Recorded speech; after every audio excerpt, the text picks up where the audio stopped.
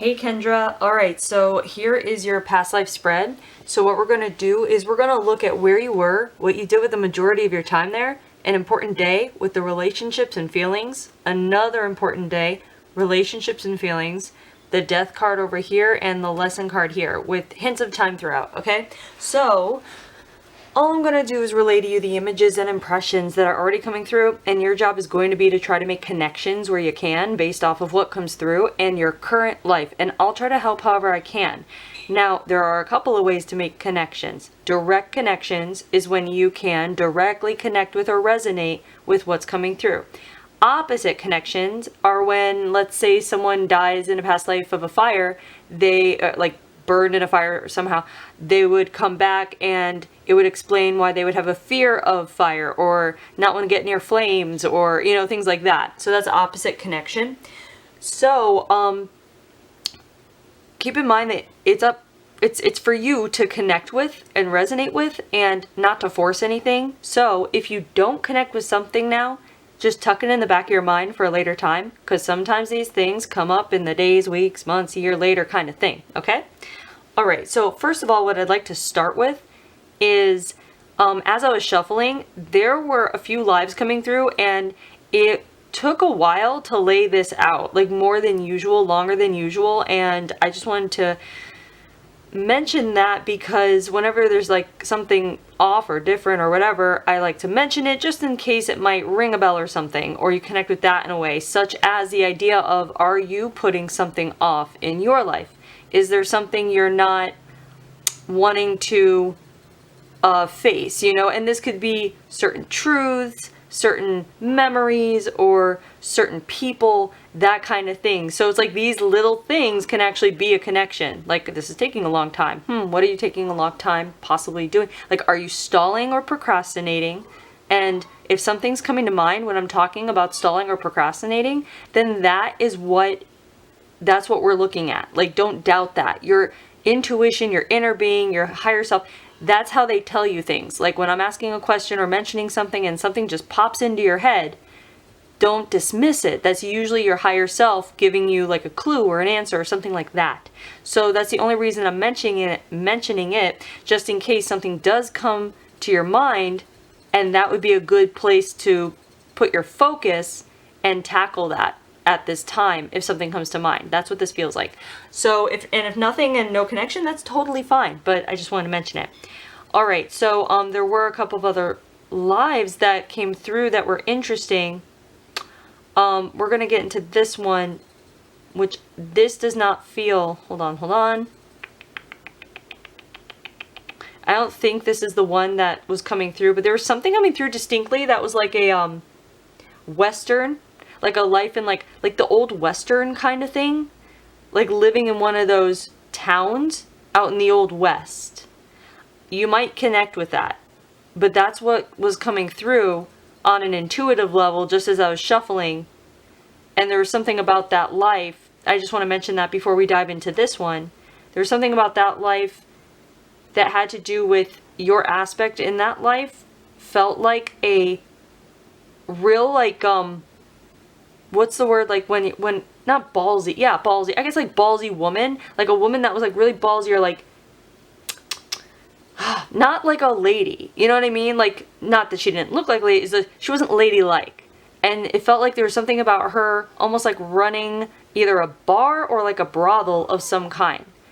I don't know how you might connect with that, but it can even be the kind of thing where if you ever liked or loved watching or reading Westerns and you really connected with those, the atmosphere, the environment, the stories, the kinds of characters involved, the aesthetic, the feel of it, that could very well be because there was a life of that. And if not, that's totally fine, but I just can't not mention that right now because it came through like vividly.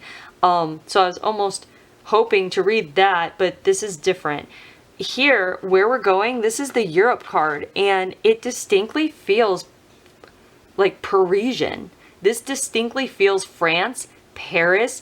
It doesn't mean that we are looking at a native of Paris. It could be that you traveled there, like you came from somewhere else in France and found yourself in Paris. Like that's the place to go for what we're looking at here.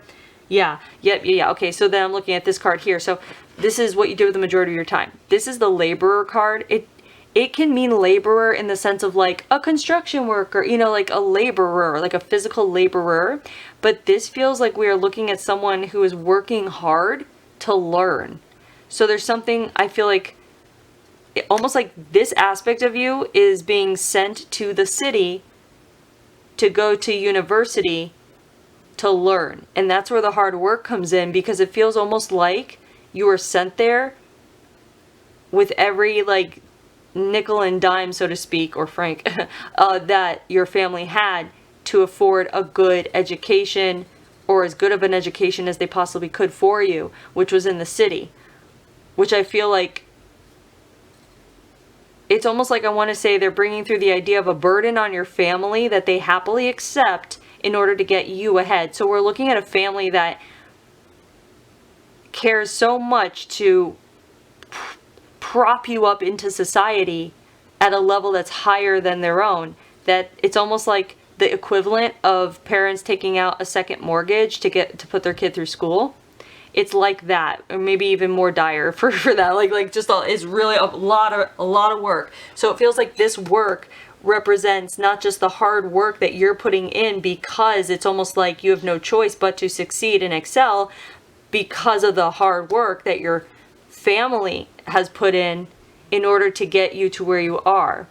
And they have so much faith in you, because this aspect of you feels like there's something very, like, it's smart, intellectual, just so like grounded in that intellect, that they have such faith that you will succeed. And it feels like there is success here. So what you could be connecting with here, for example, is how you connect with the idea of equating learning in school to real work. What I mean by that is the idea of how you value like education over experience almost. This is what this feels like life experience over versus education. How do you sit with that? What is your stance on that? Because it feels like this is very old school. Like, get an education, that's the way to make it. And I feel like in this time period, it was. And time period wise, let's see. I'm getting a lot of readings that are like in the beginning of the 20th century, like the cusp of the 20th century. That's what this feels like. So this feels like early 1900s. So based on the product being the product of your time, here education does equate higher society, or in demand or desirable, so to speak, versus life experience, which I feel like is not looked upon yet, at least in this time or this place, with as much admiration as education. So you might have come back into your current life and been all about life experience over education, because it was the opposite here. So you might have found that your current life was rife with situations and circumstances that taught you a heck of a lot. Like, I want to say it's possible that, like, where you can easily say, I've been through the ringer and I've been through more than a lot of people, kind of thing, is what the feel is like. Because it almost feels like the hard work is like the effort that this aspect of you is taking in order to successfully move through school, but it's also like natural for him in a way where it's like he knows he can do it and he's going to accomplish it, but he still needs to put in the work, versus life experience where in many ways or in many situations you don't know if you're going to make it out, you know? So there's a whole different like feeling of this, like almost like it's almost like this is a bit of a pampered feel, despite the hard work. It's a bit of a pampered feel. Also with the family backing him too, it's like there's a safety net. So you could have come into your current life, either one, continuing the safety net of choosing a family that would be a safety net for you, Or you could have come back opposite, where our soul likes to experience other things to learn lessons, and you could have come back and chosen a family that didn't have your back, where you had to work for everything you earned, and everything you earned and everything you had, essentially, or what you've made of yourself. So it's very possible that you in your current life are someone that you could consider self-made, in the way of you are responsible for every single thing that you have or own or have accomplished, or you know what I mean, like that kind of thing. Whereas here, it's not that he didn't work again. It's not that he didn't work hard. It's just that he knew he had the comfort of a safety net back home, should all else fail, if that makes sense. So just however you might connect with that and the family you came in, the kind of security you came into in your current life versus here. Now, I want to say the hardship that this aspect goes through is thinking of the burden back home and not living the burden, being aware of the burden, but being distant from the burden, and yet allowing the burden to occur. It's almost like to fulfill the wishes of the parents. So it's like a weird catch-22, because if he didn't allow the parents to take on the burden of financing his school or whatever, if he didn't do that, then they would be, I guess slightly disappointed anyway, because he didn't go after the education that they wanted him to. So it's like, again, a catch-22. The parents are suffering in some way, either way, whether this aspect of you went to school or not, to walk their path, so to speak, or their dream, to see their dream realized. So there's that. Sorry, just bear with me, this is interesting. Versus, so what is it? The holding the burden of going to school versus having not gone, and then living with the burden of knowing that they wish you had gone or done something different. So again, catch-22. So if you find yourself in situations where it's like it's a lose-lose, that kind of thing. That's what this kind of was, except he, of course, is gaining footing in society. So there is that, but there's guilt, the feeling of a bit guilt. So if you have dealt with guilt throughout your life, almost like it's just kind of like part of who you are, like feeling guilty and maybe not even realizing or like knowing where it comes from, it could come from here. The other way, the opposite way, would be if you came into your current life and you're like, no, I'm not going to feel guilty for other people's choices. Now, this could be a connection. In the case that you do feel guilt, this could be a message for you to start to take steps of releasing guilt, because like almost with like the realization, just in case you haven't realized yet, kind of thing, that you are not responsible for other people's choices, especially when it comes to your path. So just check in and make sure, like touch base with yourself of where you might where you might be walking on someone else's path that they're laying for you in certain ways. This could be the kind of concept, like an example would be being in a relationship with someone and staying longer because it's almost like they keep having excuses for you to stay. Almost like they plan that you'll come with them to a family reunion in 3 months, and then you can't say no to that because then you feel guilty, or you know what I mean, like, or that's not nice to back out of that, or you have to stay because you're my sister's child's godmother, so you can't leave. Like, you know what I mean? Like, kind of just like that kind of thing where it is your life, but yet someone else is kind of laying the stepping stones that you feel obligated to walk, if that makes sense. So I almost want to say, what is your connection with feeling obligated to walk a path that isn't yours?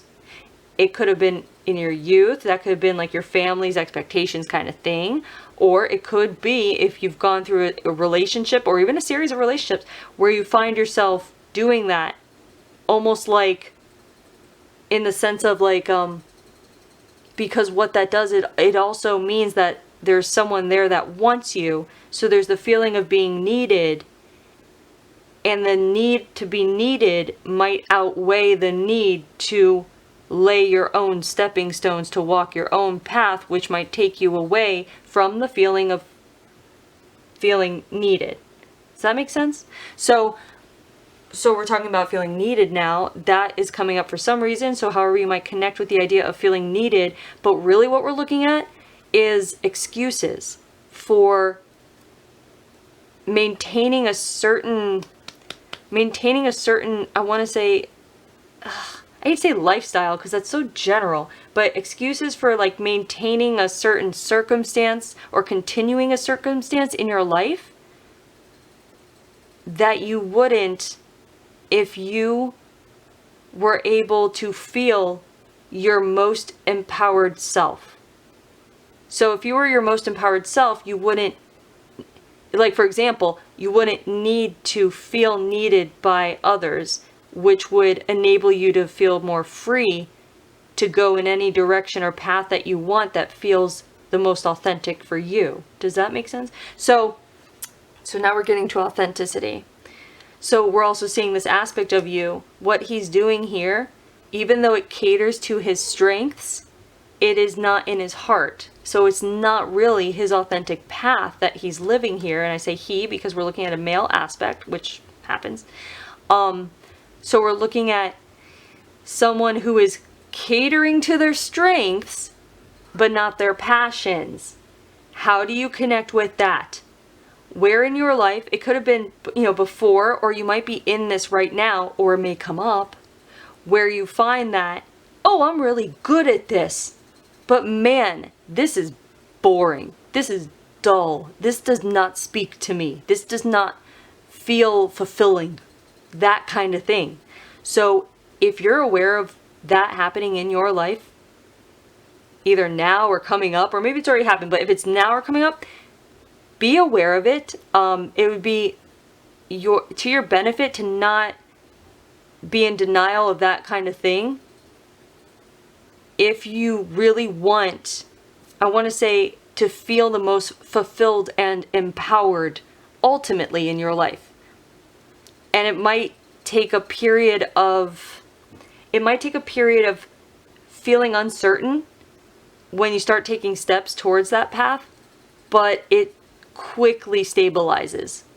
You just have to trust that it will, as long as you keep following what your heart and soul kind of thing is like pulling at you, the thing that excites you, the thing that draws you, that kind of thing. That's your intuition telling you this way, this way, this way. Okay? So it's like almost like another thing. I want to say the last thing that we'll touch base here is the idea of working so hard. Why would you work so hard at something that you are not passionate about? It's almost like that's how it used to be. This is old school stuff. So it's like step into the new earth, the new era, the new time, the new reality, whatever you want to call it, where if you're going to put in the work, you better love it, like that kind of thing. Or maybe what you need to hear is that if you put in the work, you can love work, like that kind of thing, like where it's not work. Maybe that's the kind of thing. And maybe you're already there. Like maybe you've been through, everything and you're at that place right now. And maybe this is confirmation or validation. Okay? So connect with however you can. And if you can't connect now, just tuck in the back of your mind for a later time. Okay? So keep making connections where you can here. Also, just simply, if you've ever been pulled to France or Paris, if it's ever intrigued you, you want to go on vacation there, just something about it just kind of pulls you in, triggers you emotionally, something like that. The French language, the culture, the food, the music, the whatever, that would be a connection. And if not, that's fine. Hold on one sec. This also is, by the way, I do want to mention, we are looking at a male aspect. So this can speak to you if you have masculine tendencies that you're aware of. That you have like what's it called? Like, it could be very balanced between feminine and masculine, by the way. Or it could be like you grew up a tomboy. Or, what do I want to say? That you have traits that might allow you to move more easily in the world of men. Almost like the idea of being able to be buddies with them easier than other women. That kind of thing, because the energy feels like it would be there, if that makes sense. The opposite thing is if you came back into this life and you're just girly, you know? And neither is, good or bad or whatever. It's just, that's just what we might be seeing. So connect with however you can, with that however you can. All right, now we're going to the first important day. Okay, first important day. This is the graduation card. So graduation card is academia, but we also see graduation card come up for like a leveling up emotionally, mentally, physically, spiritually, all these kinds of ways to graduate in life, so to speak.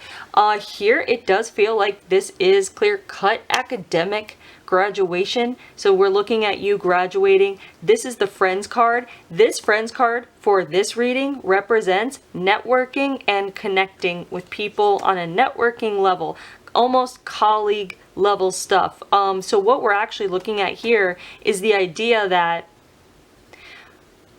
this aspect of you, and it's a product of the environment and times, people become friends at this level of academia and in the, people going to school, these people who are getting educated, they become friends with it in mind, we'll say. I'm just not speaking good today. Speaking well, I don't know. So it feels like these people become friends knowing that they will be able to use each other's skills and connections in a networking kind of way throughout the rest of their professional lives. So we are looking at friends here who are more so colleagues, acquaintances, and networking people rather than actual friends. Like heart and soul friends. So we're not looking at what you might call tribe here. We are looking at colleague friends. We're looking at surface level friends / acquaintances. Okay? Like, I'll do a favor for you if you do me a favor for me. That kind of thing. The grateful card comes in because at this time, that's what you need. And that's what you're grateful for. You're like, everything is going according to plan. Your parents are so proud of you. You are making waves. You are entering the professional life, so to speak. You're like, that you won't have to break your back like your parents did, essentially, in order to make good money. And you can also now take care of your parents. So at least like after graduation, it's almost like I want to say you have a foot in the door of a really good job. I want to say that the industry we're looking in is something, it's something like, I don't want to say accounting and I don't want to say law, but it's that feel of those industries, how it's kind of almost like cut and dry, like kind of like a lot of dry reading, like, or numbers, or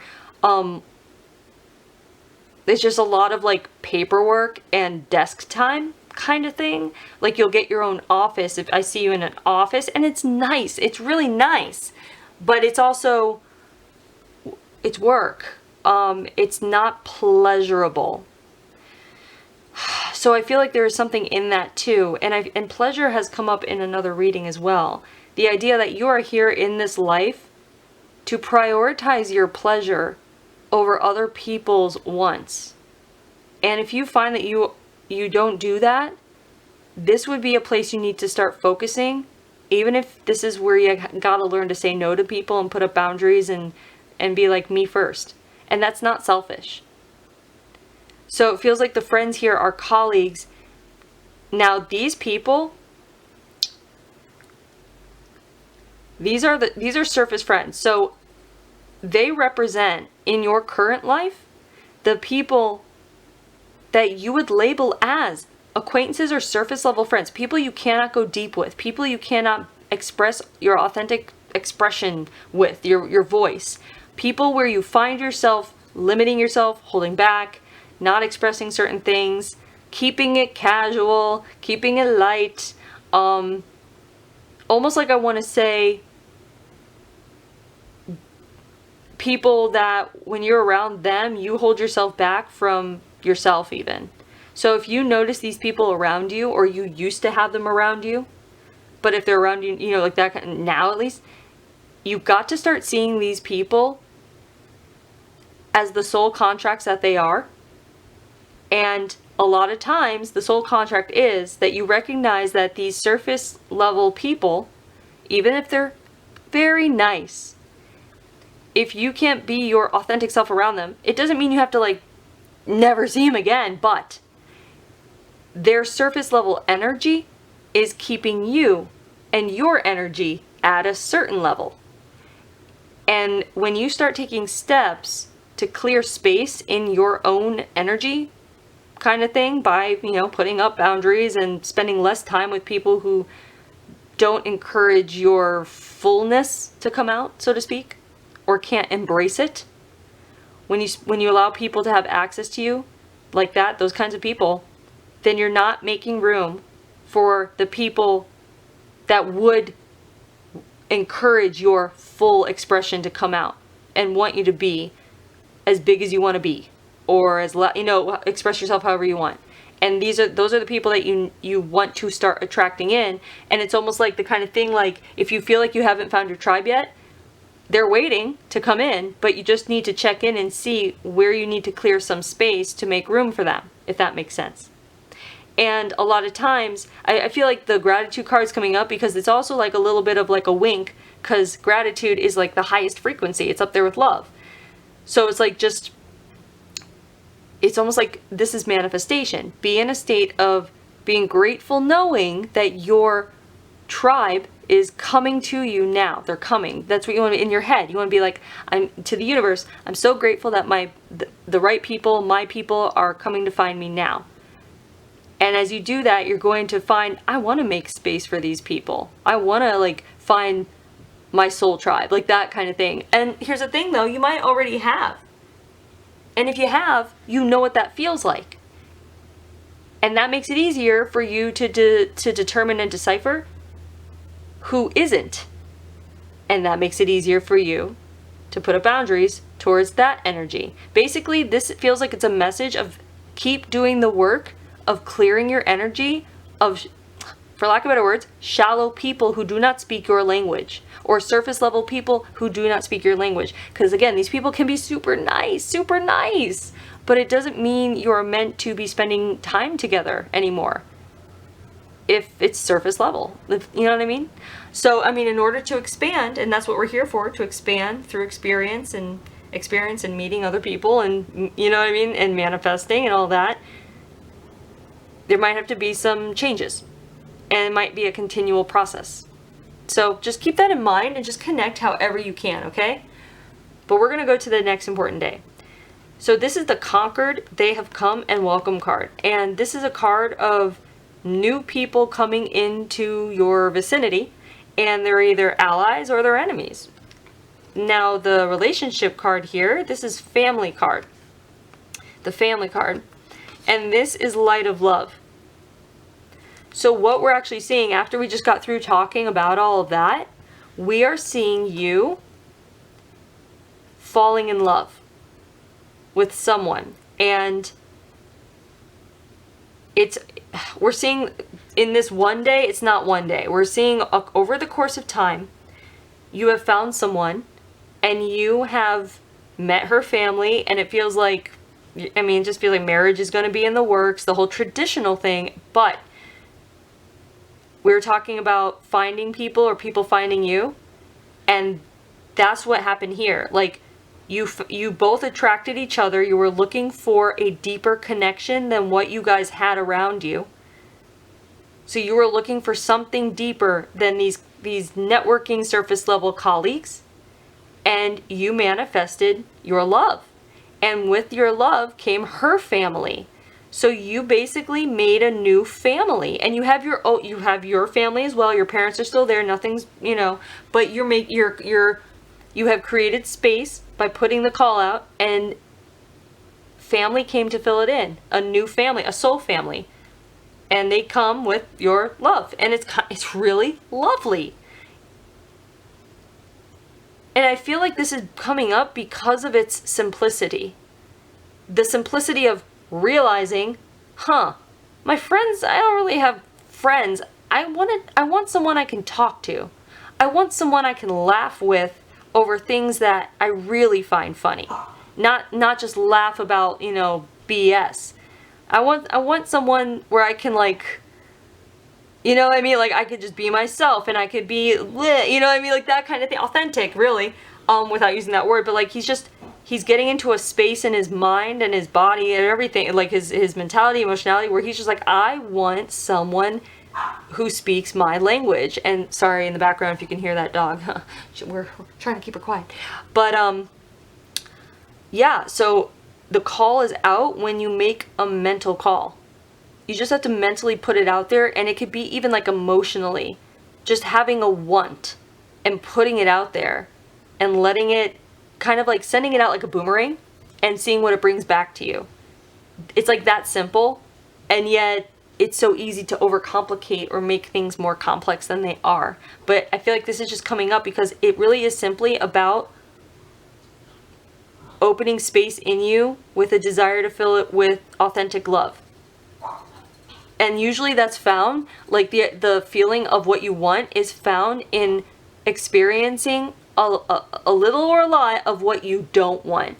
So it could be in your current life, if you've been through a lot of relationships or a lot of friendships, by now you know what you don't want. You know the kinds of people and what they feel like that you don't want anymore, because you would rather, I imagine, have peace of mind over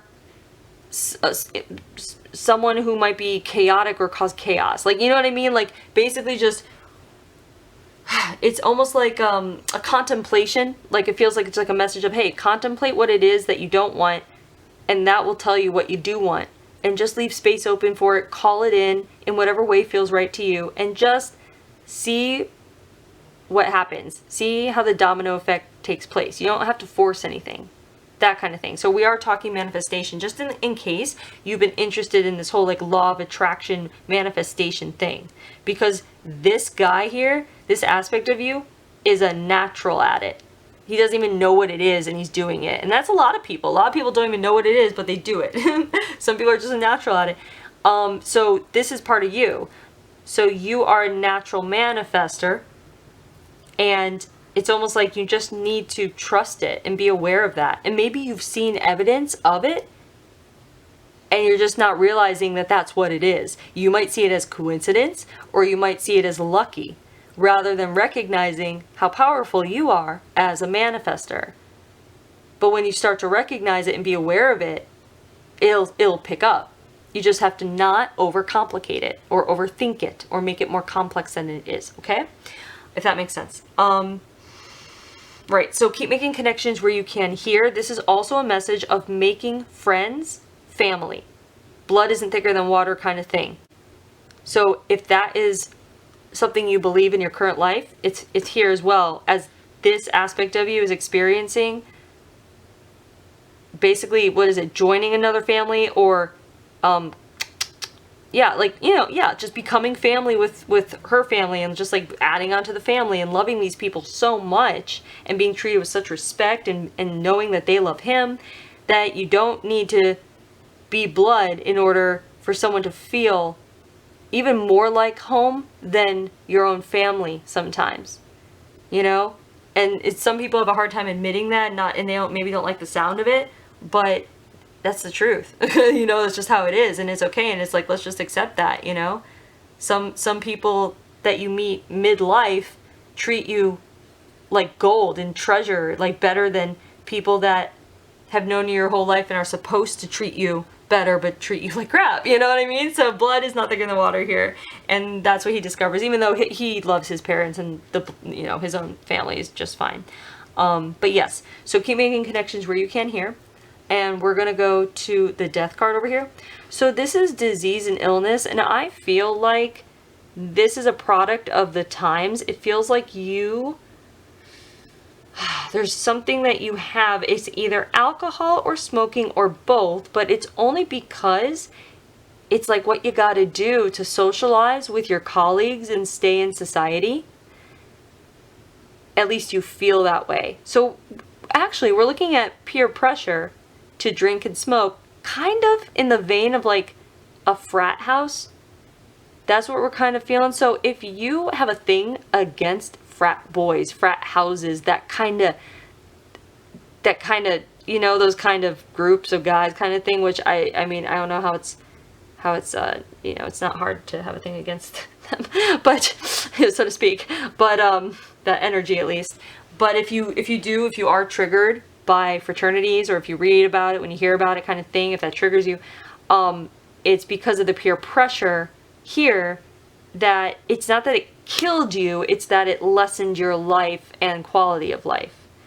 As far as like, levels of energy, clarity of breathing, that kind of thing.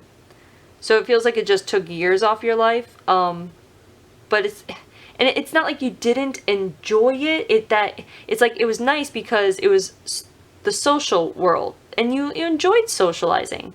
So it was just part of the fun. But it did impact your health and ultimately led to death in the way of cutting off years of your life. So how you might connect with this would be in your current life if you do have vices like drinking or smoking.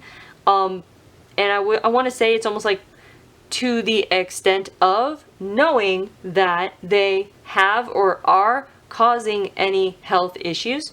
And I'm not a medical doctor or anything like that, but the connection would be that.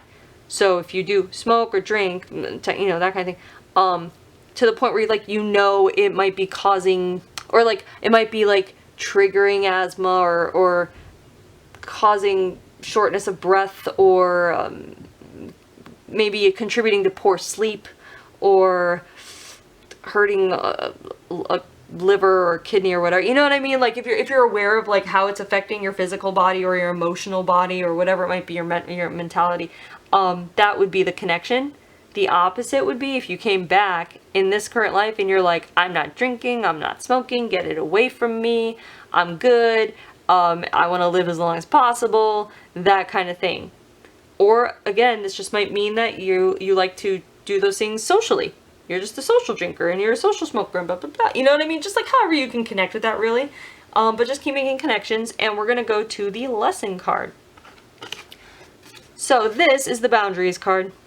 This boundaries card is perfect because we are talking about boundaries when it comes, essentially what we were talking about was boundaries with toxic people, recognizing people who do not serve your journey, and the idea of like how putting up boundaries can be hard and it can be lonely, but for a time. So you have to trust in the boundaries, but I feel like this more is about maintaining the boundaries and not being tempted to take boundaries down. That's not how this card always plays out here. But what's coming through, what feels like is strongly coming through, is the message of boundaries up, okay, check. Now maintain. Almost like you might find yourself that you, like in your life in the past, or maybe even now, you might be finding this, like right now you might be going through where there might be someone wanting to test those boundaries. And it could be a family member, you know, with, you know, I'm your mother, you're supposed to, you know, let me in, so to speak. Or it could be an ex-lover. It could be just anyone that you know is toxic and not serving your best interest in your journey moving forward. And if that's the case, or if it comes up, please remember to maintain the boundary. It might feel lonely. It might feel crappy. It might feel, you might feel guilty. You might feel shame. You might feel all those things, but consider it as part of the process, understanding that on the other side of it will be feelings of relief, of gratitude, of thank God I didn't cave, that kind of thing. Because you might come close to it, but just don't cave. Maintain. I feel like that's where I want to leave that for you. But just keep making connections where you can with the boundary card, okay? So yeah, so there is your past life. I hope you enjoyed that. I hope you're able to make some connections. And thanks for letting me read you.